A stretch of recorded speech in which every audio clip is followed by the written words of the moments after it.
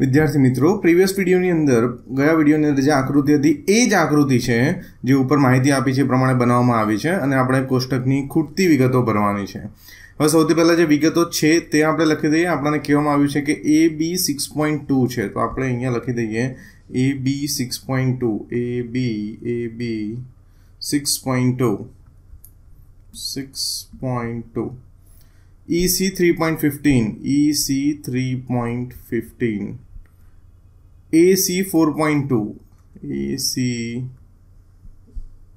4.2 बाकीनी खूटती विगतो आपणे शोधवानी छे।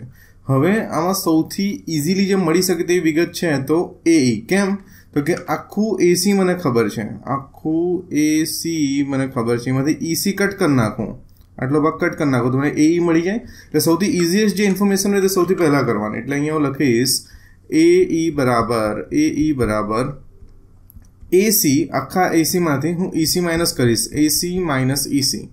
AC શું છે 4.2 EC શું છે 3.15। હવે વિદ્યાર્થી મિત્રો જ્યારે તમે માઈનસ કરો ત્યારે ध्यान રાખો કે પોઈન્ટ નીચે પોઈન્ટ આવવો જોઈએ 4.2 3.15 અહીંયા કઈ નથી તો 0 લખી શકાય બરાબર છે। 0 मांथी 5 नहीं जाए 2 ने कैंसल करीने 1 अहींया 10 मांथी 5 जाए तो 5 अहींया 0 अहींया 1 सो दिस इज 1.05 तो अहींया आपणे लखी दईशुं 1.1.05 એટલે કે એક ઇન્ફોર્મેશન મને મળી ગઈ AE જે છે 1.05। હવે જે ફોર્મ્યુલા બનાવો છો વિદ્યાર્થી મિત્રો તે ખૂબ જ ધ્યાનથી સમજજો। અહીંયા મારી પાસે આખું AB છે તો AB બરાબર। હવે AB मारे शोधवानुं शुं छे AE AE ने अनुरूप आ बाजू कोण छे AD એટલે AB अपॉन AD बराबर।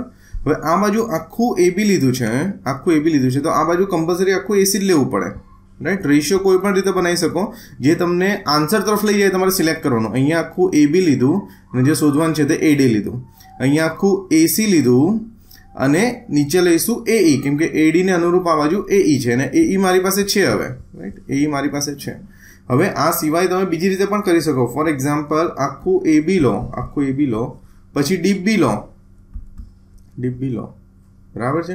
આ બાજુ એટલે આખું AC લો પછી EC लो तो तमने DB मळी जाए आ DB मळी जाए ए रीते भी तमे बनावी शको। फिर DB परथी AD तो मळवानुं ज छे केम के आखुं 6.2 छे मैं DB माइनस करो तो AD मळी जाए AD मळी जाए तो एना परथी DB मळी जाए। એટલે તમે રેશિયો કોઈ પણ રીતે બનાવો અનુરૂપ બાજુ આવવું જોઈએ। આ બાજુ આખું AB તો આખું AC આટલું AD તો આટલું AE બરાબર છે ઓકે। કારણ કે પેરેલલ લાઈન છે તે સરખા પ્રમાણમાં વિભાજન કરે છે તે મને ખબર છે। હું કોઈ પણ રીતે રેશિયો લઈ શકું પણ રેશિયો બંને સરખી રીતે લેવાનો। અહીંયા આખું લો તો અહીંયા બી આખું અહીંયા આ પાર્ટ લો તો અહીંયા આ પાર્ટ ઓકે। હવે આઈ થિંક તમને સમજાઈ ગયું હશે।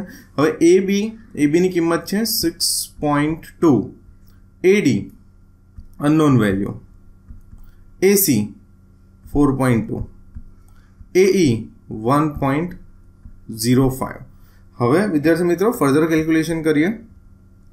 શું કરીશું અહીંયા AD ને એકલા પાડી દઈશું 6.2 multiply by 1.05 divide by 4.2 is equals to AD ને આપણે એકલો કરી દીધું।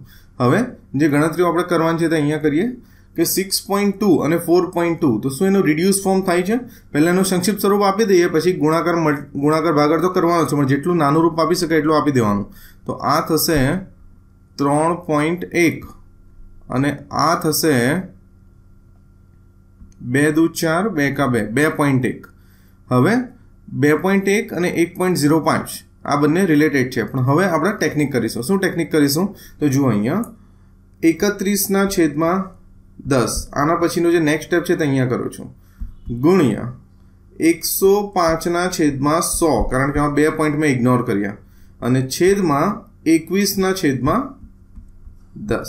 હવે પ્રીવિયસ વિડીયોમાં જે મેં બતાવ્યું તો એ જ હું કરી રહ્યો છું 31/10 105/100 10/21 આનું વ્યસ્ત કરી દીધું અને ગુણાકારમાં લખવું હોય તો નિયમ પ્રમાણે વ્યસ્ત કરવું પડે। આ 10 કેન્સલ આઉટ 21/105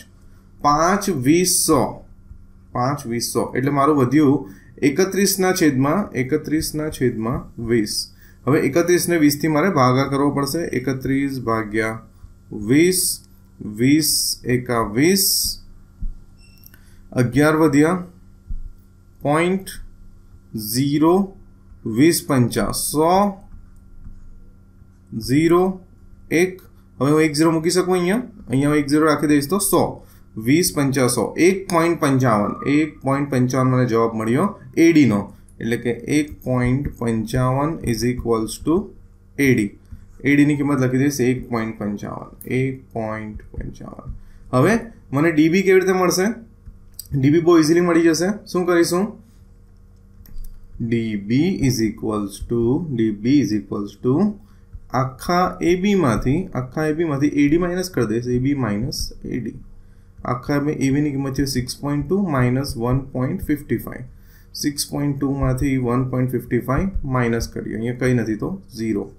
અહીંયા 10 અહીંયા 1 10 માંથી 5 જાય તો 5 1 માંથી 5 નહીં જાય તો ચાલો કરીને 5 6 ને કેન્સલ કર્યું અહીંયા 11 માંથી 5 જાય તો 6 5 માંથી 1 જાય તો 4 એટલે અહીંયા થઈ જશે 4.65 1.55 1.05 તો બધી મિસિંગ વેલ્યુ મળી ગઈ તો આ જે કંઈ દાખલાઓ છે કોષ્ટકવાળા તે ખૂબ જ ઇઝી છે હવે તમારે જો જાતે પ્રેક્ટિસ કરવી હોય તો એક દાખલો નેક્સ્ટ પેજ ઉપર હું ડિસ્પ્લે કરી દઉં છું આનું સોલ્યુશન હું નેક્સ્ટ વિડીયોની અંદર આપીશ જો તમારે ટ્રાય કરવું હોય તો તમે ટ્રાય કરી શકો છો thank you so much for watching my video C you in the next video